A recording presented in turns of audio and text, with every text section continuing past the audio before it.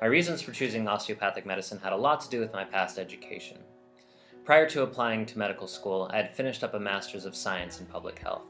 And as I discovered during my research into osteopathic medicine, the ideas and principles behind public health and population health very much aligned with those of the osteopathic principles in practice.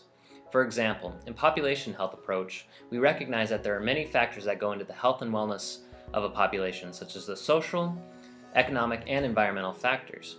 And I realized this paralleled the tenets of osteopathic medicine of treating an individual as a unit of body, mind, and spirit. One of my favorite quotes of a preceptor of mine was that as osteopaths, we're not treating appendicitis, we're treating a person with appendicitis. For these reasons, and osteopathic medicine's focus on health and well-being are really what drew me to this career.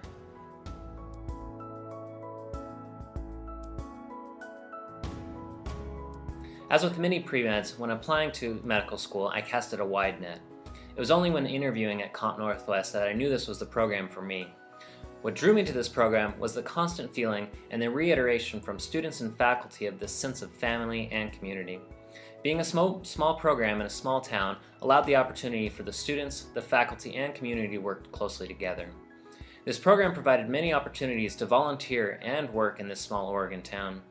What eventually sealed the deal for me was during our interview day when the dean of the medical school approached us all prior to our panel interviews and welcomed us to the school and congratulated us on having come so far in our endeavors. It was really telling of the program that the dean of the school was willing to take time out of her Saturday to come speak with us and give encouraging words on one of the most pivotal days of the application process.